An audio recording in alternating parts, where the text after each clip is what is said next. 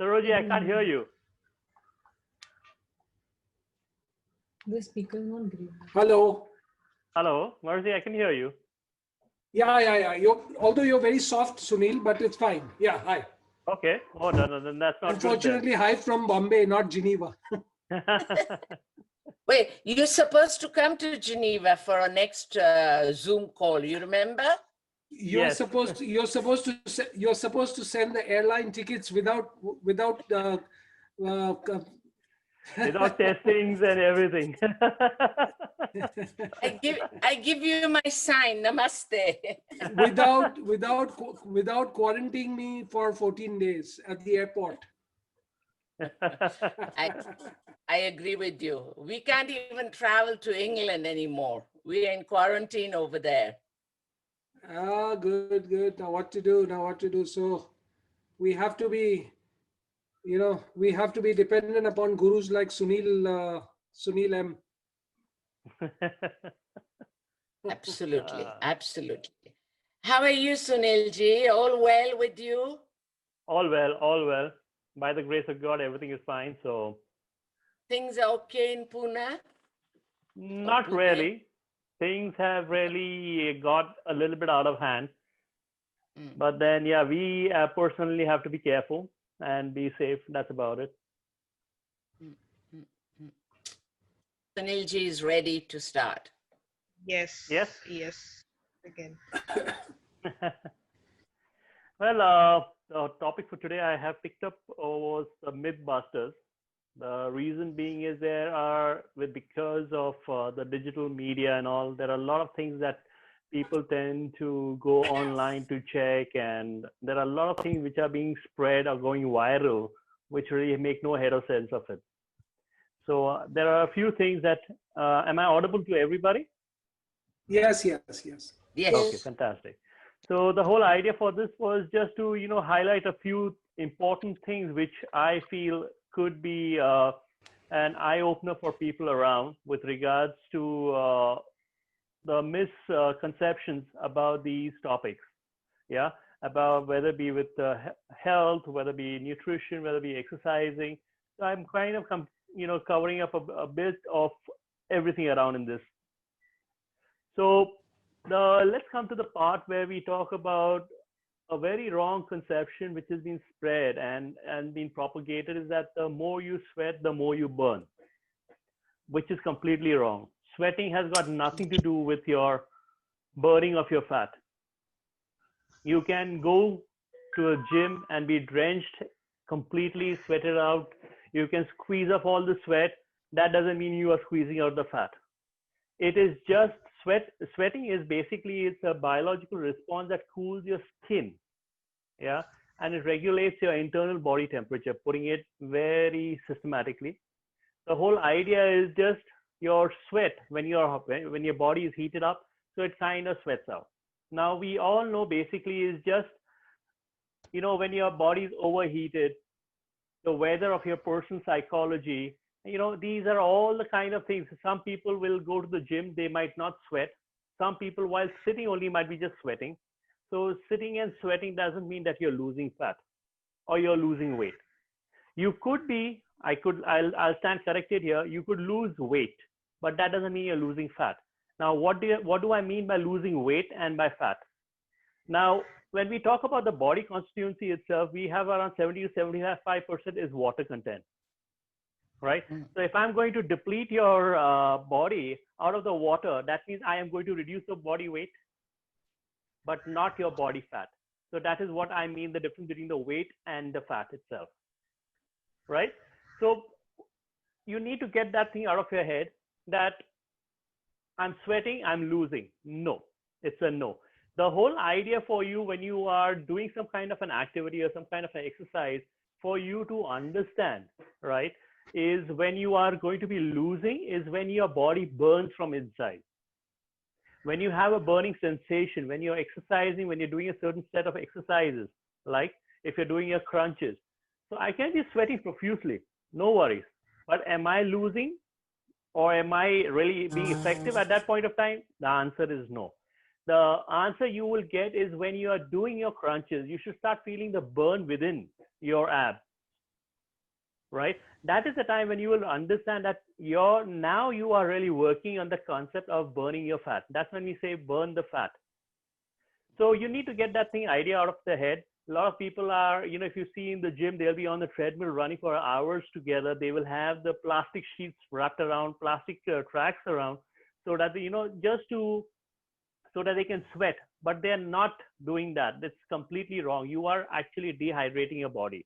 And in that, you can lose a lot of nutrient value because of doing something wrong. So your pores need to be open. Don't just block them by, closing them up with some plastic sheets or something.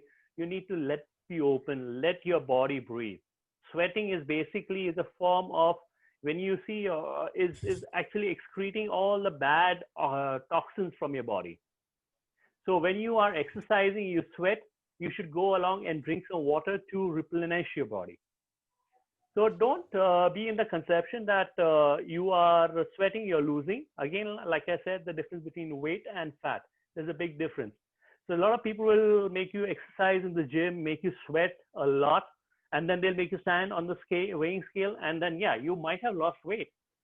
But then when you go back, you're going to drink your juices, you're going to have your liquids, you are going to put back the same amount. So that is one very wrong conception which people have. Now, coming to the next part is like not to drink water after a strenuous exercise regime. This is again a very wrong myth or a conception again which people are putting in. When you are exercising, when you're doing any kind of strenuous activity, you are sweating, right? As I mentioned earlier, you are sweating, your body is dehydrating. You need to replenish. So you need to have certain amounts of water inside your system. And when you are having also water, you have to also make sure that it kind of works as a coolant. It helps the body to cool down from inside, and you are geared up to exercise furthermore. If I go to the yoga terms, in yoga, they say if you want to lose weight, or if you want to do any kind of exercise before losing weight, it's always good to have like around 1 to 2 glasses of water. Reason being, water helps in loosening the fat, if you have to just put it in a crude form, and it helps to, kind of a lubricant when you're exercising, when you have the burn feeling, right? When I told you earlier, when you are exercising, you have a burn feeling. The water helps to cool it down, and you can go further ahead and not damage, but you can carry on further and keep that burning sensation in the right perspective and keep going ahead. So this is again the two things which is very, very important, where people in the exercise or in any kind of a thing, even during the time of summers, right? So people in summers, but logically, are going to be drinking a lot of water. So that means people will put on weight. The answer is no. It is just your body is dehydrating. It needs that water. It needs to maintain that 70 to 75% of water content inside it. Come to the next part of stretching. Now we all go to the gym and we do some kind of stretches, warm-ups, cool downs. So before we start any kind of a strenuous exercise, right? We need to understand our body needs to be warmed up. The whole idea for our body to be warmed up is for a very simple reason, is to avoid any kind of injury. So when you talk of warming up, what do you mean by that? Is having a whole blood supply running through your system. And that keeps your body warm. That starts to build it up, so you don't have any kind of injuries or any kind of spasms, any kind of muscle tear. So you need to have that kind of a warm-up exercise before any kind of exercise that you're going to be doing, whether it be weight training, even when you're doing a yoga, they do some kind of light stretches before they start with all the asanas that they do. Even a walk, Sunil, even a walk? Walk, yes. Walk is the best for warming up, and a walk is best for cooling down. Because when you walk... Do you need stretches before a walk? No. If you're just doing a normal brisk walk also, you don't need no stretches, because it will automatically you need to do stretches for those kind of activities which you're not doing on a daily basis or you're not doing on a practically hourly basis. For us, we are walking every time we are sitting down, we are walking. The walking movement is there. So your legs and your hips don't need that kind of a stretches all the time for a simple walk. But the minute you're going for a jog or you're going to go for a sprint, then you need to stretch your hamstrings, you need to stretch your quads, you need to give some flexibility to the knee. That is when it is required, because it is going to take a certain toll which it is not used on a daily basis. So that is when you need some kind of leg stretches required before you're going for a sprint or a jog. But coming to the point again to where you need to just a simple walk, no stretches required. And swim? Swimming, yes, you would require some kind of stretching, because at the end of it, you are working against the gravity here, right? In the sense in the water, when we are talking, you are actually going to be exerting force with your hand movements, right? When you're going your freestyle, you are actually going to be using certain muscle power out there to have the movement through the water for you to come out, to come in, right? So that's when I would suggest some light stretches is required before you're swimming. Okay, thanks. Because we are going to be using certain muscle strength for our hands to go from the water. It is going to go, the force of the water is going to help build up the muscle. That is when we talk about training with, the aerobics, which we talk of with the aqua training and all that stuff. So that's where we have the muscle development. So some form of light stretches on your shoulders, your hands, rotation of your shoulder cups is very important before you start any kind of your swimming activities. But one thing I am completely against, and I keep telling all the trainers across the world, and it would be an overstatement, because across the world it's a little bit more better. But when I come to India and I see in the gyms here, the trainers, the personal trainers, right? They are actually taking their members, and before and after, they are stretching their arms, doing all kinds of stretches where the members are actually at a point of, they're actually screaming out of pain, which is not actually required. Your body needs to have a certain amount of elasticity strength that it has. If you're going to, like if you all recall in one of my last Zoom videos, I had also mentioned our muscles are like an elastic, right? And so when you stretch, you are actually stretching them up. So you need to stretch it to a point where only you need to stretch about. Anything beyond that is a force, is a coercive force on the muscle, and you are spoiling the elasticity. And I have seen in some cases where people have gone overboard of stretching, they have actually had the muscle snap, the tendon snap. So you need to be very careful with whom you are with. So when a trainer is there and he's trying to stretch your arms, your back and all, you should just avoid it. You should just tell him, you need to do your stretches your way, which is comfortable to you. Let him assist you to a certain point, but not beyond a point where you need to be screaming that it's paining and all that stuff. Oh, I feel nice and all that stuff. No, it is completely wrong. Right now, your body is young. It is hot. When you have trained, your body is hot. So it will take that stretch. But then when you cool down, it is not going to go back to its normal self. It's like a spring, right? When you keep pulling the spring over a period of time, it is going to lose its elasticity. It'll, at a certain point of time, the spring will not go back to its original place. It'll just be hanging there. And that is what will happen to us also. So avoid those. Just stretch by yourself. If you need some assistance, then you can, but don't let them push you for the stretches. So this is something which I completely propagate, and I'm completely against of people coming and helping you overdo your stretching. Coming to the other part is, I'm going to add these two together. Our ancestors have grown up eating desi ghee. They've had no issues. Then all of a sudden there was this diet fad, and then they came along like ghee is completely a no-no for you. You should abstain from it. You should avoid it. It is all fat, cholesterol, and all blah, blah, blue, blue, blue, right? Until just recently, we have keto diet, which just comes along and it says, no, you should eat ghee. You should have at least 2 or 3 spoons of ghee a day. It is good for you. When was it bad? Ghee was always good for our system. Ghee has a good amount of DHA. Avocados have a good amount of DHA. When I say DHA, it'll be very difficult for me to pronounce the word DH. It's a very medical long term, but it's coming to the point. DHA basically is an acid. When I talk of an acid, it's an omega-3 fatty acid, which is made by our body also, and which we can get from the outside nutrients like fishes, ghee, avocados. These are rich in DHA, in omega-3.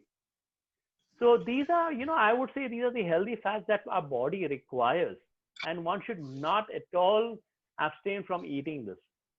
It's a completely a wrong thing which was come along with the diet fads, that you should cut down on the ghee and all that stuff. And now all those same people, those same Western people who had propagated this and promoted this, now they're going back and they're saying, no, you need to have ghee. You need to have avocados. They're good for you. They're good fatty acids for you. They have good amount of omega-3 inside. Avocados are rich in vitamin K, vitamin E. Yeah, they also have vitamin B. Even the avocado seeds. There was one article where I had mentioned about the avocado seeds, how good nutrient value those avocado seeds also have. So if you have an access to an avocado somewhere here, make sure to have an avocado every day. One avocado every day, you'll be doing very well. Sunil, Yes. what about instead of ghee, what about butter? Butter is also, it's a pasteurized form that you have, right? So Right. ghee, it's a formation of making, like Pari has been doing that.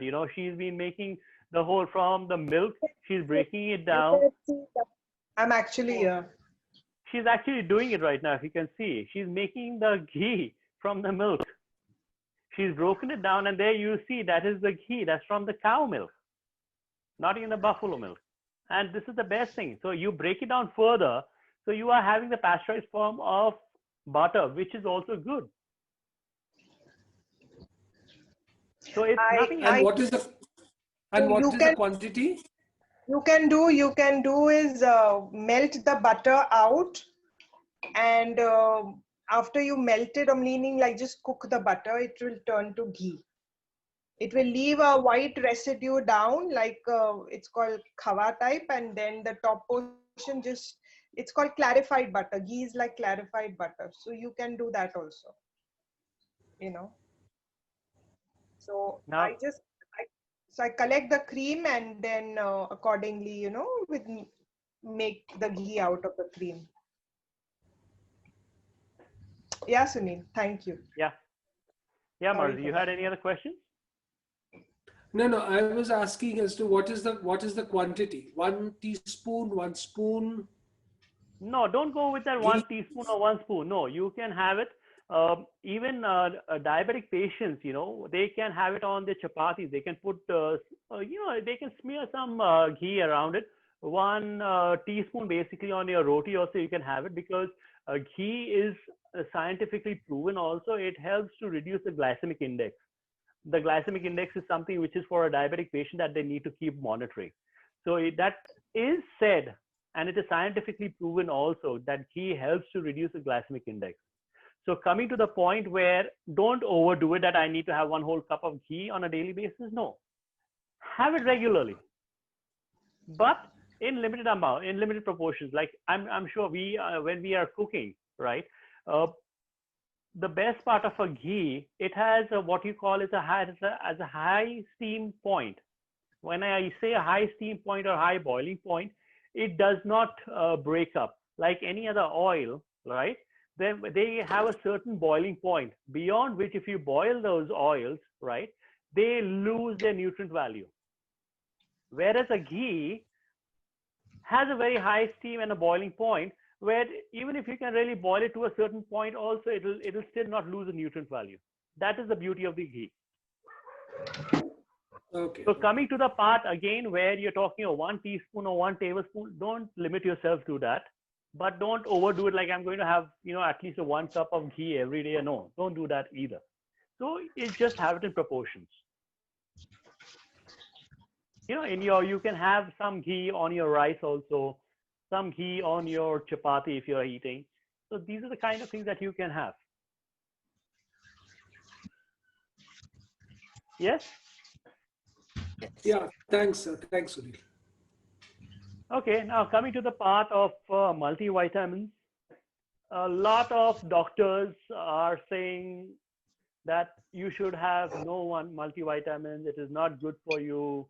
It is bad for the system. But we tend to forget that post the age of 35, both male and female, our bodies stop producing a lot of nutrients, a lot of minerals. So we need to replenish our body with something. So what we do, we replenish it with diet, right? So does our diet have all the nutrient value that our body requires on a daily basis? Does it have all the fiber content inside? Does it have all the vitamins? And the answer clearly is no. So that's when we need to substitute it with multivitamins. Now, multivitamins, if I'm going to take 1,000 mg of a multivitamin dose in a day, right? Out of the 1,000 mg, my body is only going to utilize half of it. That's only 500. It's but natural because your body is going to flush it out of your system. But the remaining, your body requires to do the remaining, which is of 500 mg, which it needs to replenish. So it is going to be done in your healthy diet. So that's when you need to have a healthy diet all the time accompanied. But don't cut yourself from having multivitamins. Post the age of 40, I suggest is always to take 1 multivitamin for men and women a day.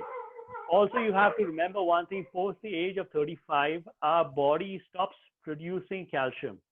So we need to have vitamin D. Vitamin D is the one which helps to restore our calcium content inside our body.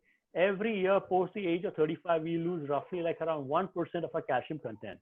So as you see, as you getting older, by the age you touch around 65, 70, your bones have become weak. They kind of become brittle. Any small fall, your bone can just snap out of it. It's just because your calcium content is depleting every year by a percentage. So we need to have the calcium also. So if you're having a multivitamin which has a good amount of calcium content also inside, you're fantastic. You're good to go. If not, you have a multivitamin and you can have a calcium also. But for a calcium, you can take it post the age of 40, 45. But for a multivitamin, for a person who is living an active lifestyle, who is playing sports, who is training, who is, is always on the move, I always suggest post 35, have 1 multivitamin a day. I had written an article also on the multivitamins, if you'll recall that, which are the good multivitamins available right now in the market. You all can just go along and pick that up.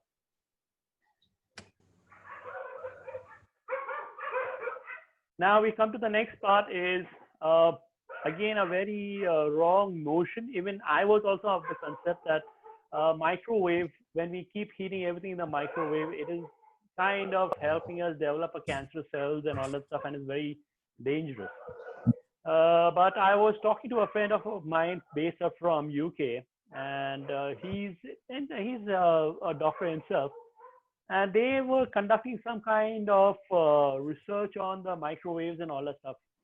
So he said that microwave cooking, on the contrary, is better than we go around on heating it. Why? Because it helps to preserve nutrients, then when we are cooking or, overheating them and all that stuff. With the microwave, it helps to preserve our nutrient value. So microwaves so far is still considered to be safe and not at all cancerous. But again, you should not overdo it that everything that you get in, you're going to microwave it. So everything has to be in a balanced way itself. And it is not that using microwave on a daily basis, you're going to die. No, that is completely wrong. Now I come to the next part, is basically the sugarcane. Sugarcane, again, a lot of people have a very wrong notion about it. Now, we all know sugar comes from the sugarcane. If we eat the raw vegetables and fruits and all that stuff, that we call the way of the vegan living, because it is healthy. We are not boiling them, we are not cooking them, we are not frying them. So we are enjoying all the nutrient value, all the foods that we are talking about, the veggies, the fruits, the roots, herbs, whatever it is which is consumed raw, right, is considered to be healthy, is because of the very fact that all the nutrient value is intact. Nothing is being hampered. Coming to the part of the sugarcane juice, if had raw, right, is the most best thing that you can have. Is something similar to like honey, which you can have. Honey is very easy for the body because honey is easy to digest, as it is already a pre-digested nectar. Why it is pre-digested nectar? It is because it is made by the honeys, as we know, and they are the ones who have already removed they've done all the digestion process of the honey. So our body does not need to digest it. It automatically is consumed and it is well used up by the system. So coming to the fact of a sugarcane, a lot of myth, a lot of thing is that I'm going to put on weight. It has a good amount of sugar and all that stuff. Believe me, it has, but it is something which your body needs, right? I always recommend, and I also at times do, right, is between my training, between my exercises, I have a glass of sugarcane juice. For me, sugarcane juice is something which does work of a Red Bull. It kind of, helps to boost up your energy. When you're running low on energy, you're feeling down, fatigued out, just have a glass of sugarcane juice, just plain sugarcane juice. You will feel the rush inside you and you'll be back to doing whatever you want to. Rest assured, you are not going to put on weight. You are not at all putting on any kind of calories with it. So you need to understand that very clearly. When sugarcane juice or the sugarcane, when it goes to the factory, they are refined, they are chemically treated. That's when then these sugar, the white crystal sugars, they are all chemically treated, and that becomes a problem for us. But having plain sugar cane, not at all harmful for the system. As a matter of fact, I always tell people, instead of having your protein shakes or having your boosters between your exercise routines or during your day, just have a glass of sugarcane juice and you're good to go.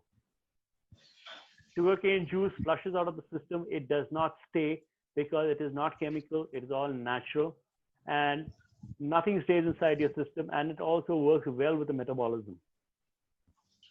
I want to add here. So they also say jaggery is a good replacement for sugar. In case for those who don't have sugarcane juice available. And in jaggery also you get two types. There's one which is like chemical jaggery, which they call, and there's one which is like more natural jaggery. It's dark organic in color. Organic is a different, probably that's a different, it comes under the category of everything organic, like organic rice, oil, all those organics. But the dark jaggery is something that you can look out for. Yeah. So I do for family is I just chop it and crush it up and scrape it out and fill it in a jar. So when I'm cooking anything for children, I don't put the sugar. So I put the dark jaggery in there for porridges or any sort of, even your tea. When you're making tea, you can just add after your tea is cooked, add a spoon of jaggery in your tea and you can have it. It tastes amazing. So that is one thing you can try. Yes. Coming to the point, the jaggery is the mid point between the actual sugar cane and your white sugar crystals. Jaggery comes in between. So what they do is they take the sugar cane, they process it, they kind of dry it up, and then they make it a jaggery form. Further than that, then that jaggery is further processed with chemicals, and that's when we get the white sugar crystals. So that is when the sugarcane juice is there. You have even the sugarcane syrups you get a lot of everywhere around, yeah, which you can have. And jaggery, as Pari also rightly mentioned, which is something which you all should start taking. Brown sugar, again, a lot of people are talking about brown sugar, brown sugar. For me, brown sugar is pretty much like the white sugar itself. So it's best stick to the jaggery if you have, or your sugarcane syrup. Sunil, how do you get sugarcane juice at home? They do have certain machines, but that's really a cumbersome thing. So if you have somebody around who can get the sugarcane for you, then you have the way you can just chop it up. I think they have ways, they have good blenders for it. You can chop it up and then you can blend it up and then you can have the liquid form of it. No, but it's you have to pass it through a machine. That is the one way of doing it. But then if you don't have that machine, you have these good blenders also where you can put the sugarcane. You can have the whole sugarcane itself. You slice it up, you chop it into small pieces, and then you can just blend it itself within a good blender, and you can have the juice form of it. So you Instead of that, is chewing better? You try to see if there are some juicers that support sugarcane also. Oh, I'm not sure, but if they are cut really fine, you can just like you make your Mosambi or your apple juice, there are some juicers. So probably that can also work. You can check it out if there are some of those. Coming to your point, where you mentioned that you can actually chew on those sticks, is the best thing. You can do that. Is the best thing you can do that. As a matter of fact, it works well with the teeth also. These are the very old ancestral way of living, where they used to have the kind of sugar content also within them, and also at the same time they are working well with the teeth also. The teeth, your gums, that's how they make them healthy also. Well, I've just covered up a few, like I had mentioned, a few topic points which I feel were important. Is there any other question that you would like to ask? I have one question Yes. related to multivitamin. Yes. Okay, somewhere I have read that multivitamins, over intake of multivitamins lead to toxins in the body. Is Lead that to? true?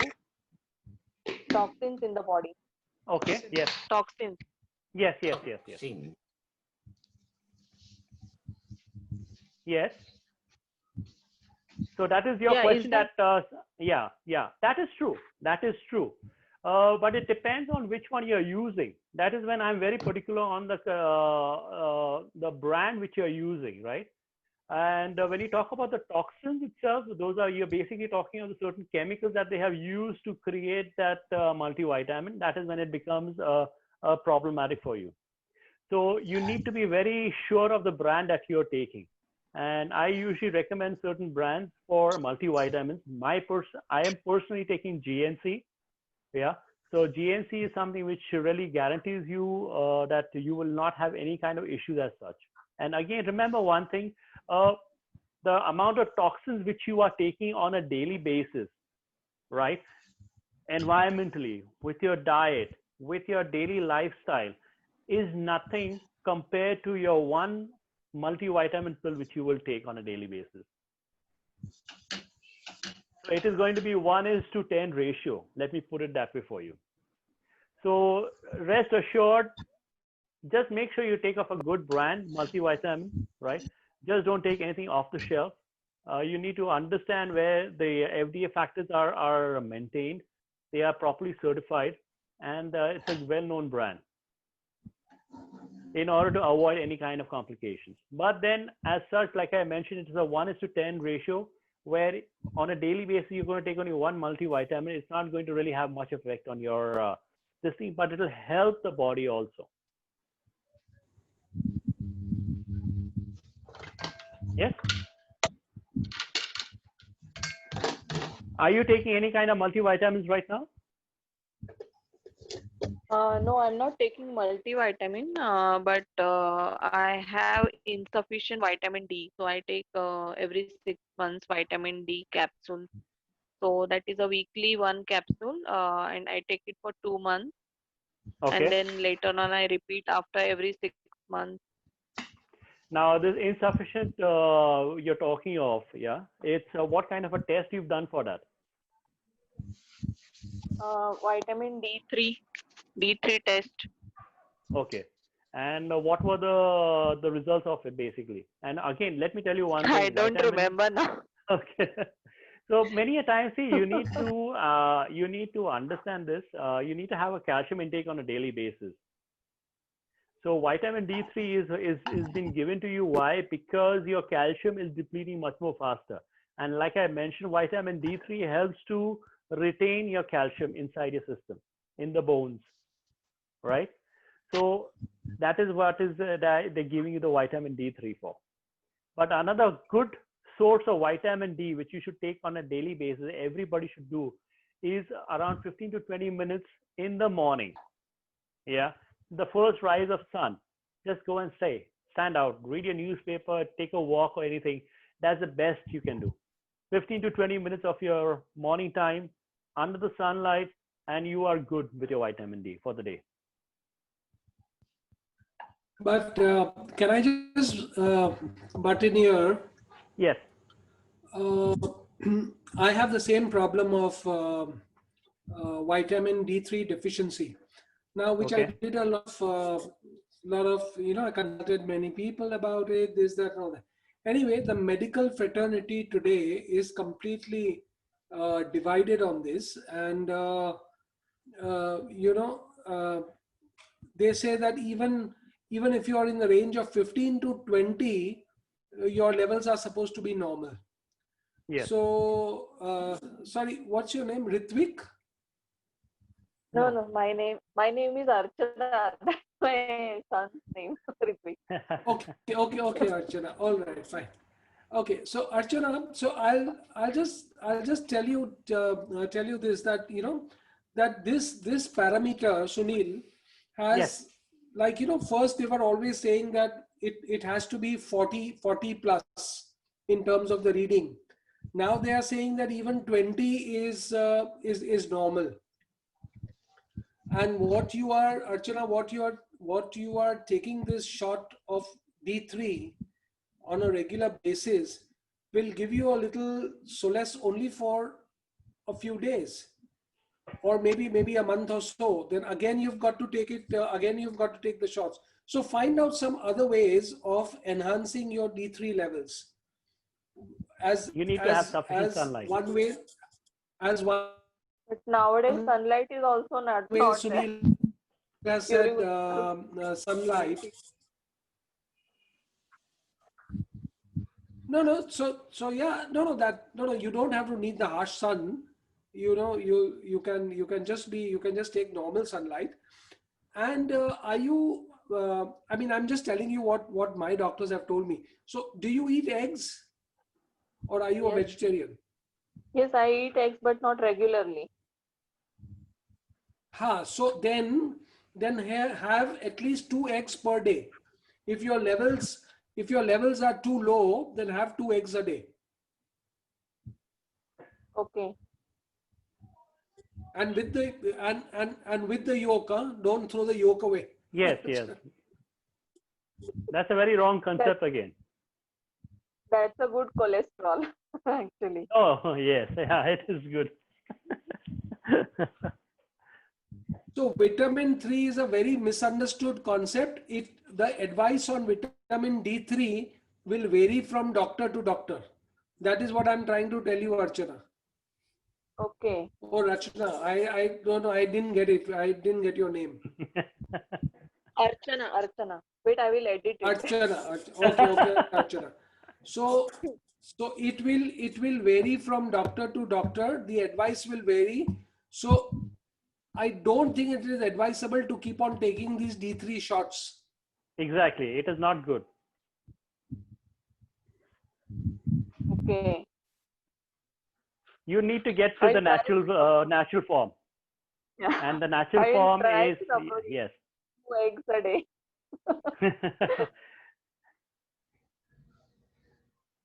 No worries. Everything should be back to normal with you. Don't worry about that. Okay. I believe that's about it for today's session. Any other questions? No, Sunil, thanks. Thanks for all this. And I I'm a big fan of sugarcane juice or sugarcane. But I was always found it very difficult. Like, if you go out, Yes. you find it very difficult to sort of, get it because you don't know the level The of hygiene. hygiene and Yes. cleanliness. Uh, if you go and have one glass at Swati's, then you better be prepared for a bank loan. How much is that? How much is that? A glass of sugarcane juice at Swati's will cost you $400. What? Yes. Are they crushing it with their hands and giving you or what? I don't know. Maybe they are chewing and giving it to you. Maybe that's how the juice is taken out. Pre-digested. So I really want to, Sunil, if you can help me with this machine, this sugarcane machine, which we have at home. Yes, I'll look it up for you. Where you get the sugarcane from? I'll help you with the farmer who supplies the sugarcane. Sugarcane, to get sugarcane is not a problem. Sugarcane you can get from the market. Not in Maharashtra. That's not a problem. Maharashtra is not a problem. No, Yeah? not a problem. Maharashtra is not a problem. Well, okay. Saroj can from Geneva send us some machine or something like that. By the way, I'm just saying you guys are thoroughly enjoying fresh sugarcane, and we have not even a sight of sugarcane itself, leave alone the juice. And I was just thinking, shall I say something or not? It's not worth saying. I will never find sugarcane here. The only country that would have an appropriate machine, I suppose, would be Germany or UK, because in UK we can get fresh juice. All these Indian areas, Wembley, Southall, they all have sugarcane fresh machines. Yes. Right. So my problem is that I'm so fond of sugarcane that if I don't get sugarcane juice, then I start having whiskey. The best, probably. Sunilji, before we end, I just like to add something. Yes, please. With my annual checkup with my physician, he looks at all the blood tests. I mean, he does several things: glucose, diabetes, cholesterol, calcium, several, vitamin D. And I always say to him, I'm above and over a certain age. Don't I need to take a multivitamin? And he says, going by your tests, you don't need it because you're doing very well with your vegetarian meals. Second, the only thing he insists, and which we get here, is vitamin D drops in a small, tiny bottle. And if I'm not wrong, it's 1000 IU. It's the International European Unit, I suppose. And we take 5 drops during summer, all throughout, during the per day, and 10 drops in winter. And we don't need any boost ups. My annual checkup has never got short of vitamin D. Now, if you want, I'll send a picture of those vitamin D drops. If anybody wants it, I'll try and mail it, but I'll tell you something. I mailed 2 parcels to India during this COVID and they never received it. But if somebody's coming there, I'd be very, very happy to share these drops. Saroj, is it vitamin D drops or vitamin D3 drops? Vitamin Is it D or D3 D3? drops. D3 drops. Okay. D3. Okay. I So put a would you be picture able to of it send us on a picture? I put a photo of it on our common chat site, WhatsApp, Okay. and look at it. I'd be very, very happy to share or mail it, but I cannot assure you that you will receive it. No, That's that's fine. That's fine. But at least you have Sunil's WhatsApp number. No, we have a group chat. You are part of that group. I will put Yes. photo. I put a photo on that All right. group Okay. chat, and you see if you Okay, can okay. order it. I don't know how, but it is a solution for anybody. And he always told me that we people, the Asian people, lack vitamin D, even though we live in tropics. Is that right, Sunilji? not really. That is because you know why. That's because of the color of our skin, which prevents absorption of sunlight. But we live in 24-hour, we live in a country where we have sun every four seasons. At least in Europe or in the Western Hemisphere, we have 3 seasons of sun. No, But but I- even in India, You don't People fall are into indoor. the category of Asians, Marzi. You are white Sorry? skin. You don't fall under the Asian category. You are white skin. So white will reflect light. It's not gonna, the sun is not gonna get through you because you're reflecting the sunlight. Make sense? that's what I'm saying. That no. I'm not white. I'm okay. Let's cut that here. Anyway, I just wanted to mention about the multivitamin and the palm sugar. No, jaggery. We get jaggery here in small little pieces like this, What? and tiny bit like this. They're wonderful because you can choose a piece as a whole or a half, depending on what you want. And palm sugar. What is your view on palm sugar? What?